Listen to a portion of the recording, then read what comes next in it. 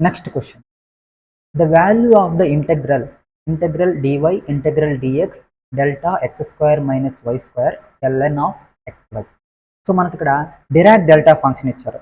So Dirac delta function ఇచ్చారు కాబట్టి దానికి సంబంధించినటువంటి ఫార్ములాస్ చూద్దాం. సో ఇక్కడ integral f of x delta x minus c dx is equal to, ఇక్కడ సి వాల్యూ, ఇక్కడ సి ఉంది కదా ఎక్స్ మైనస్ సి అనేసి, ఈ సి వాల్యూ అనేది మనకి ఇచ్చినటువంటి లిమిట్స్ మధ్యలో కానీ ఉంటే, అంటే ఏ టు బి ఇచ్చారు ఇక్కడ, సో ఏ టు బి మధ్యలో కానీ సి వాల్యూ ఉంటే డైరెక్ట్గా ఈ సి వాల్యూని ఈ ఫంక్షన్లో సబ్స్టిట్యూట్ చేస్తే అది ఆన్సర్ అవుతుంది.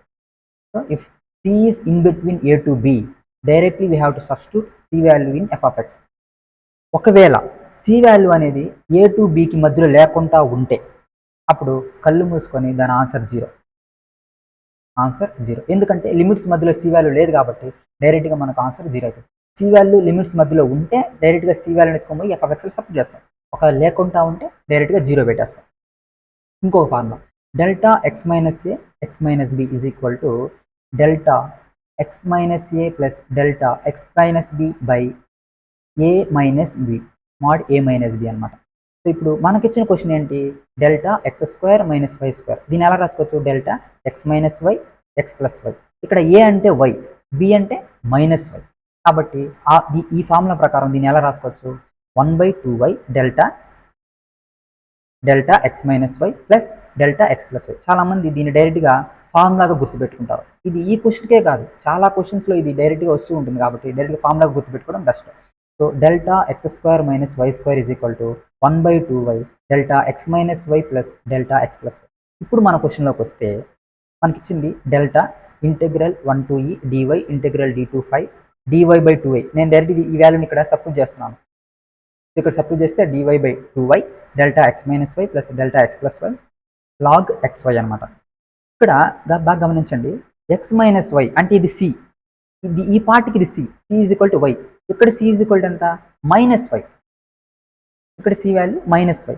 ఇక్కడ చూడండి లిమిట్స్ 0 to 5 ఉన్నాయి, 0 to 5 ఉంది, లిమిట్స్ అనేది 0 to 5 ఉంది. ఇక్కడేమో మనకు వై వాల్యూ మైనస్ వై వచ్చింది, అంటే నెగిటివ్ వాల్యూ వచ్చింది. ఇక్కడేమో పాజిటివ్ వాల్యూ ఉంది లిమిట్స్లో, కాబట్టి డైరెక్ట్గా ఈ పార్ట్ అనేది జీరో అయిపోతుంది, ఈ పార్ట్ అనేది జీరో అయిపోతుంది. ఇక్కడ వై వాల్యూ, ఇక్కడ సి వాల్యూ వై వచ్చింది, కాకపోతే మనకు వై వాల్యూ ఎక్కడ ఇవ్వలేదు కదా మనకు. కానీ ఒక హింట్ ఇచ్చారు, ఏంటి, ఇక్కడ చూడండి ఇంటెగ్రల్ 1 to e dy అంటే లిమిట్స్, dy అంటే దీనికి సంబంధించిన లిమిట్స్ కాబట్టి వైకి సంబంధించిన లిమిట్స్, వైకి సంబంధించిన లిమిట్స్ 1 to e మధ్యలో ఉంది. ఈ అంటే ఎంత, 2.7 సంథింగ్ ఎంత ఉంటుంది. అంటే మన వై వాల్యూ 1 నుంచి ఈ మధ్యలో ఉంది. మనకి ఇక్కడ 0 to 5 ఇచ్చారు, అంటే మన వై వాల్యూ 0 to 5 ఉంది. కాబట్టి డైరెక్ట్గా ఈ వై వాల్యూని తీసుకుపోయి మన ఫంక్షన్లో సబ్స్టిట్యూట్ చేస్తాం. ఈ వైని తీసుకుపోయి ఈ ఫంక్షన్ ఏంటి, లాగ్ ఎక్స్ వై, దాంట్లో ఎక్స్ ప్లేస్లో సబ్స్టిట్యూట్ చేస్తాం. సబ్స్టిట్యూట్ చేస్తే మనకు డైరెక్ట్గా లాగ్ వై స్క్వేర్ అవుతుంది. So integral 1 to e dy/2y log y square.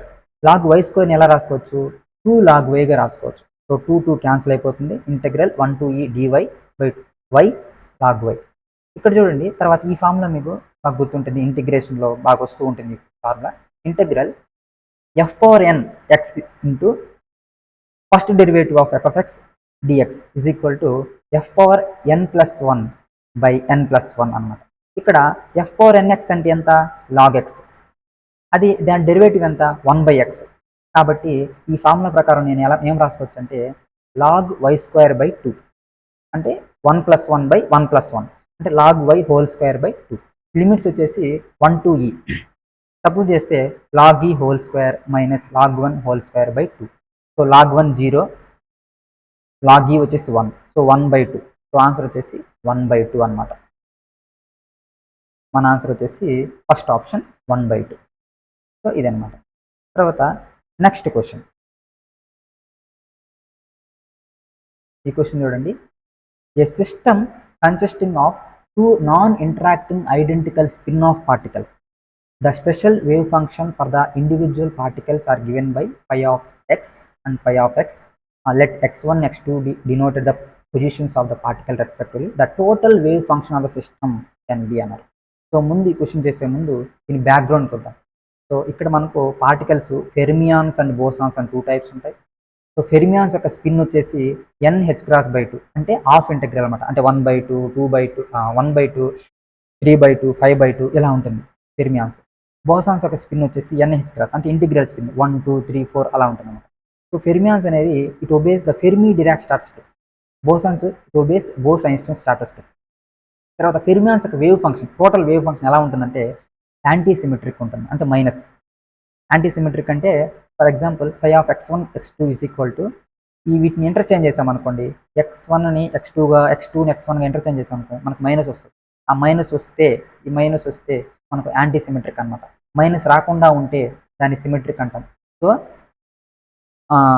Bosons వచ్చేసి సిమెట్రిక్, ఫెర్మియాన్స్ వచ్చేసి యాంటీ సిమెట్రిక్ అనమాట. మనకు total wave function is equal to space function into spin function. మనకు ఆప్షన్స్లో కూడా చూడండి, మనకు ఫస్ట్ ఫై ఆఫ్ ఎక్స్లో ఒక పార్ట్ ఉంది, యారోలో ఒక పార్ట్ ఉంది. ఈ ఫై ఆఫ్ ఎక్స్లో ఉన్న పార్ట్ని మొత్తాన్ని కూడా మనం ఏమంటామంటే స్పేస్ ఫంక్షన్ అంటాం. ఇక్కడ యారోలో ఉన్న ఫంక్షన్ ఏమంటామంటే స్పిన్ ఫంక్షన్ అంటాం. ఆ రెండింటిని ప్రొడక్ట్ చేస్తే వచ్చేదే టోటల్ వేవ్ ఫంక్షన్. మన అడిగింది కూడా క్వశ్చన్లో టోటల్ వేవ్ ఫంక్షన్ అడిగారు కాబట్టి అదనమాట. So space function into spin function. ఇప్పుడు మనకు క్వశ్చన్లో ఏమడిగారు, non interacting identical spin half particles. Spin half particles. Half particles అంటే ఏంటి? ఇక్కడ చూడండి, ఆఫ్ ఇంటగ్రల్ దేనికి సంబంధించింది? ఫెర్మియాన్స్కి సంబంధించింది. అంటే మనకి ఇచ్చింది ఫెర్మియాన్స్. అంటే ఫెర్మియాన్స్ యొక్క టోటల్ వేవ్ ఫంక్షన్ ఎలా ఉండాలి? యాంటీ సిమెట్రిక్గా ఉండాలి. యాంటీ సిమెట్రిక్గా ఉండాలంటే మైనస్ రావాలి. అంటే టోటల్ స్పేస్ ఇంటూ స్పిన్ అనేది ఒకటి ప్లస్ అన్న ఉండాలి, ఇంకోటి మైనస్ ఉండాలి. అలానే కదా, అలా మైనస్ ఇంటూ ప్లస్ మనకు మైనస్ వస్తుంది. Minus into plus, plus into minus ఆల్టర్నేటివ్గా ఉండాలి. ఆల్టర్నేటివ్గా ఉంటేనే మనకు టోటల్ వేవ్ ఫంక్షన్ అనేది మైనస్లో వస్తుంది, అంటే యాంటీ సిమెట్రిక్ అవుతుంది. కాబట్టి ఇప్పుడు ఆప్షన్స్లో చూడండి, ఫస్ట్ వచ్చేసి మైనస్ ప్లస్ అంటే సెకండ్ది ఇక్కడ స్పిన్ టోటల్గా లేదు, ఓన్లీ ఆఫ్ మాత్రమే ఉంది. తర్వాత థర్డ్ ఆప్షన్ కూడా కాదు. ఫోర్త్ ఆప్షన్లో మైనస్ ఉంది. సో మైనస్ ఉంటే ప్రొడక్ట్ చేస్తే ప్లస్ వస్తుంది, ప్లస్ వస్తే అది బోసాన్స్ కిందకి వెళ్ళిపోతుంది. కాబట్టి కాదు. ఏది option? First option minus and plus. అంటే స్పేస్ ఫంక్షన్ ఏమో మైనస్లో ఉంది, స్పిన్ ఫంక్షన్ ఏమో పాజిటివ్గా ఉంది. అప్పుడు ఆ రెండు ప్రొడక్ట్ చేస్తే మనకు మైనస్ వస్తుంది, అంటే యాంటీ సిమెట్రిక్. సో మన ఆన్సర్ ఏమవుతుంది ఇప్పుడు? First option. ఫస్ట్ ఆప్షన్ అనేది కరెక్ట్ ఆన్సర్. తర్వాత నెక్స్ట్ క్వశ్చన్.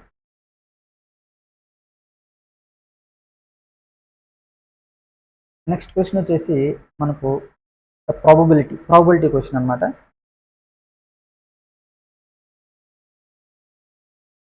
సో